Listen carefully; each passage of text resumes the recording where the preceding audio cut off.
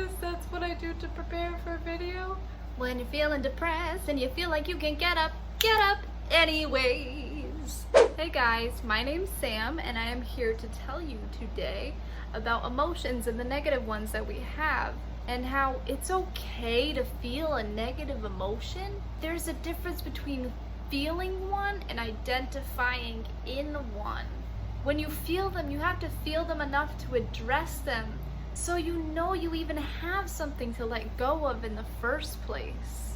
If you suppress and put down, submerge it down to the motherfucking ground.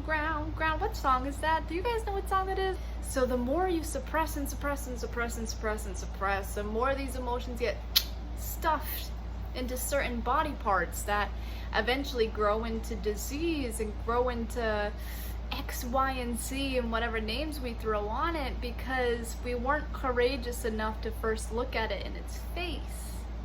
It's okay to address the fact that you have an issue. That's okay. What's not okay for you yourself, to yourself, is to suppress and squish it, thinking that that puts it away. It just saves it for a later day. These bad emotions are our opportunities to see ourselves a little deeper and see more ways in which we've been blocking the light of the Son of God, because we do with good thoughts and we do with bad thoughts. We put all this importance on our thoughts and we get lost in them. And when we put so much importance on a good emotion or a bad emotion, we're still building up so much momentum about this thought that we forget to become thoughtless so that we can hear better. The more importance you give to a negative thought, the more emotion you attach to that negative thought, the more it rolls, the more momentum it grows, the bigger and bigger it becomes, and the harder the hit. But we don't have to have a negative thought and have it carry so much negative emotion charged with it. If instead we go, that's interesting, I'm having this negative thought. That's interesting, I'm feeling this way right now. That's interesting, I'm having this insecurity. And you will, because we do, because we're still here. You just have to give it the proper attention, but not improper importance. The more importance you give it, the harder it gets to resolve it within your day. And now, instead of maybe just recentering, refocusing, going, okay, let's get rid of this emotional overwhelm, let's exert ourselves through something so we can get rid of the emotional overwhelm, so we can come back to center, look at this emotion again and say, what can I do with it? What can I learn from this? But when instead you're focusing so much on it with all of your energy, you're eliminating the possibility to do anything with it. So instead, you don't. And then now, instead of sitting down and meditating, going for a run, journaling, what we do is we go to sleep feeling that way and we wake up forgetting until it happens again. Growth doesn't have to come from negative experiences. But every negative experience is a reason to grow. If you choose to grow from the negative experiences, then you're really mastering yourself. And I'd say mastering yourself, because mastering has already happened. You just have to forget the basic, complex pattern, layers, whatever that you've thrown on top of it of incoherence. While we're here in this 3D world, there's so much contrast everywhere. Perspectives are being challenged, and good, because if it takes the bad to get yourself to a new length to see differently, then good, welcome it.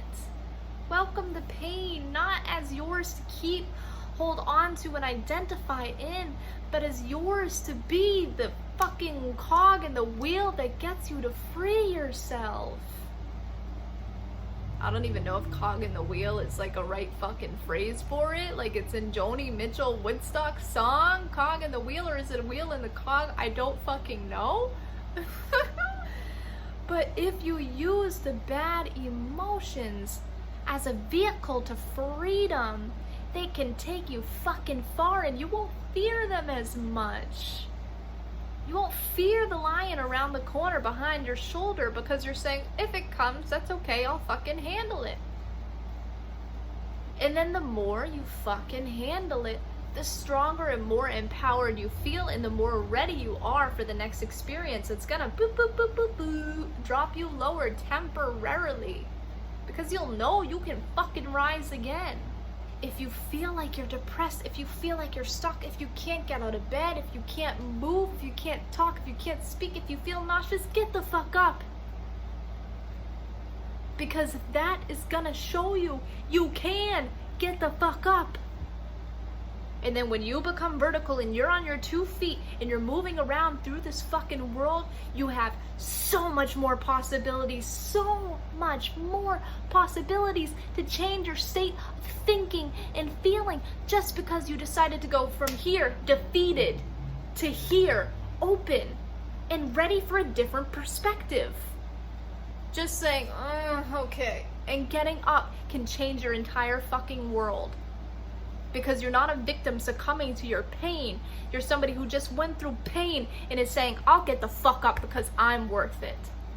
If you don't first address the shadow work and only do the light work, you're shining so much light on a blocked box that it can't penetrate through, because you have to look at the shit in order to alleviate it in the first place.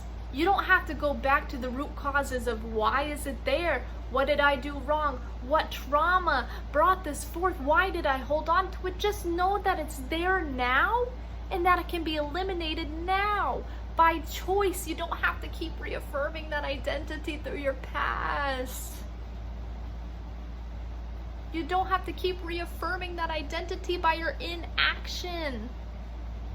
You don't have to keep reaffirming that identity by a label. You don't have to identify it at all. You just gotta remember that you're fucking more than that. And that shit is so fucking minute and minuscule, it doesn't even fucking exist. It's just a painting you painted. Chuck it the fuck out. Chuck it the fuck out and paint something new. You're the only one who could do it for you. I'm the only one who can do it for me. Ain't nobody ever gonna paint you your motherfucking painting. You gotta fucking dictate that shit. You gotta fucking paint it. You gotta trust God. And you gotta fucking do you. And when the pain takes you, when it's so overwhelming, and it will, because we didn't sign up for easiness, challenge yourself to get rid of the emotional overwhelm through healthy things that help you get past that momentum you've built. Punch a bag, scream, write, fucking go for a run, go for a swim, fucking call a friend, call your therapist. Do what you need to do to get yourself to calm down. And then once you've calmed down, don't let it go and forget about it like it never existed. When you have calmed your emotional overwhelm down enough, be brave to look at what you just experienced through eyes that are not overwhelmed and overburdened by your own misperceptions. Be willing to look at yourself and your pain and your struggles and your fuck-ups. Our egos easily bruised are like children who are begging for love. And we have to love ourselves enough to listen to all the voices that go on in our head and then make the right choice. We have to give love where love was not given, and love was not given in many places. But that's okay, because we are the fucking bearers of light. We are the fucking love and light of the entire fucking universe. And we have an endless stream of love available to us at all times. So tap in, baby, tap in. And allow that to be the overwhelming force working through your body, because it so fucking wants to.